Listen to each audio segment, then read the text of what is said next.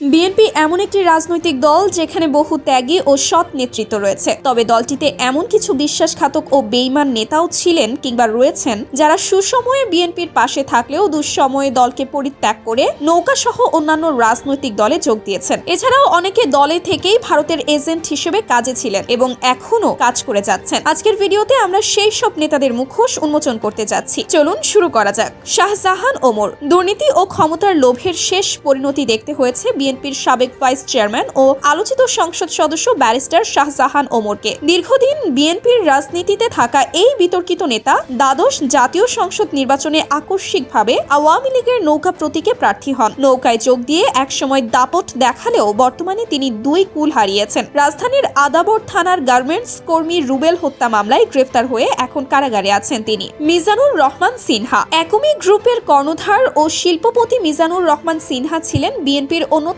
প্রভাবশালী নেতা। তিনি মুন্সিগঞ্জ ২ আসন থেকে বিএনপির মনোনয়নে সংসদ সদস্য নির্বাচিত হয়ে ২০০৩ থেকে ২০০৬ সাল পর্যন্ত স্বাস্থ্য ও পরিবার কল্যাণ প্রতিমন্ত্রীর দায়িত্ব পালন করেন। কিন্তু দলের সংকটময় সময়ে ২০২০ সালের ২২ জানুয়ারি তিনি হঠাৎ বিএনপি থেকে পদত্যাগ করেন। আনুষ্ঠানিক কারণ দেখানো হয় বয়স ও অসুস্থতা। তবে রাজনৈতিক মহলে প্রচলিত আছে ব্যবসা রক্ষায় এবং শেখ হাসিনার রোষানল এড়াতেই তিনি দল ত্যাগ করেন। তার অসুস্থতার অজুহাতের ভুয়া চেহারা স্পষ্ট হয়ে ওঠে যখন তিনি আবারও রাজনীতিতে সক্রিয় হয়ে ওঠেন। তৈমুর আলম খন্দকার। নারায়ণগঞ্জের তুখোর রাজনীতিবিদ তৈমুর আলম খন্দকার ছিলেন বিএনপি চেয়ারপারসনের উপদেষ্টা, কিন্তু অর্থ ও ক্ষমতার লোভে তিনি দল থেকে দূরে সরে যান। ২০২২ সালের ১৬ জানুয়ারি দলীয় সিদ্ধান্ত অমান্য করে নারায়ণগঞ্জ সিটি কর্পোরেশন নির্বাচনে মেয়র প্রার্থী হন তিনি। ফলে তিনি প্রথমে উপদেষ্টার পদ হারান এবং পরে বিএনপি থেকে বহিষ্কৃত হন। এরপরও তার বাড়ি বিএনপি নেতাদের আড্ডাস্থল ছিল। কিন্তু দ্বাদশ জাতীয় সংসদ নির্বাচনের প্রাক্কালে তিনি আওয়ামী লীগপন্থী তৃণমূল বিএনপিতে যোগ দিয়ে মহাসচিব হন এবং রূপগঞ্জ আসনে প্রার্থী হন। ভেবেছিলেন আওয়ামী লীগের ছায়ায় সংসদে যেতে পারবেন, কিন্তু মাত্র ৩,০০০ ভোট পেয়ে জামানত হারাতে হয়েছিল তাকে। উকিল আব্দুস সাত্তার।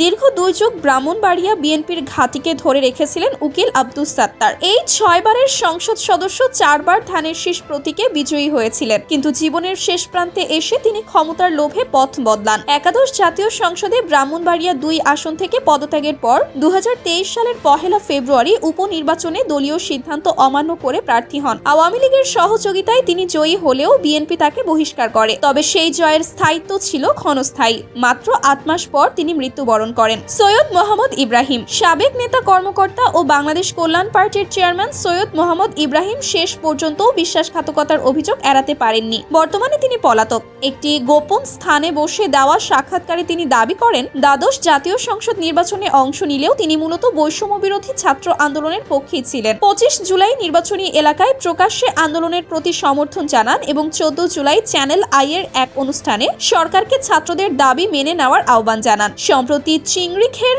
দখল ও লুটপাটের অভিযোগে তাকে আসামি করা হয়েছে এবং তিনি এখনো পলাতক। সৈয়দ এ কে একরামুজ্জামান সুখন। ব্রাহ্মণবাড়িয়া ১ আসনের রাজনীতিতে একসময় ছিলেন বিএনপির প্রভাবশালী নেতা ও খালেদা জিয়ার উপদেষ্টা, কিন্তু ক্ষমতার লোভে তিনি দলীয় সিদ্ধান্ত অমান্য করে একতরফা দ্বাদশ সংসদ নির্বাচনে স্বতন্ত্র প্রার্থী হন এবং পরে বিএনপি তাকে বহিষ্কার করে। অবাক করা বিষয়, তিনি আওয়ামী লীগ প্রার্থীকে হারিয়ে সংসদ সদস্য নির্বাচিত হন এবং পরে আনুষ্ঠানিকভাবে আওয়ামী লীগে যোগ দেন, কিন্তু সেই ক্ষমতার স্থায়িত্ব ছিল খুবই স্বল্প। ৫ই আগস্টের পর থেকে তিনি হয়ে যান পথহারা, দলহারা এবং পলাতক। তার বিরুদ্ধে দুর্নীতি ও অনিয়মের একাধিক মামলা দায়ের করা হয়েছে। মোহাম্মদ মনজুর আলম। চট্টগ্রাম সিটি কর্পোরেশনের সাবেক মেয়র মোহাম্মদ মনজুর আলম ২০১০ থেকে ২০১৫ সাল পর্যন্ত দায়িত্ব পালন করেন। তিনি শুরুতে আওয়ামী লীগ ঘরানার রাজনীতি করলেও ২০১০ সালে সিটি নির্বাচনের আগে বিএনপিতে যোগ দেন এবং দলটির প্রার্থী হিসেবে মেয়র নির্বাচিত হন। তিনি তখন বিএনপি চেয়ারপারসনের উপদেষ্টার দায়িত্ব সামলাতেন। পরবর্তীতে ২০১৬ সালে আবারও তিনি আওয়ামী লীগে যোগদান করেন। শমশের মবিন চৌধুরী। সাবেক সেনা কর্মকর্তা ও কূটনীতিক শমশের মবিন চৌধুরী ছিলেন বিএনপির ভাইস চেয়ারম্যান। দলের দুঃসময়ে তিনি পল্টি নেন। ২০১৫ সালে পদত্যাগের পর থেকেই আওয়ামী লীগ সরকারের সঙ্গে তার গোপন সমঝোতার অভিযোগ ওঠে। পরে তিনি বদরুজ্জামান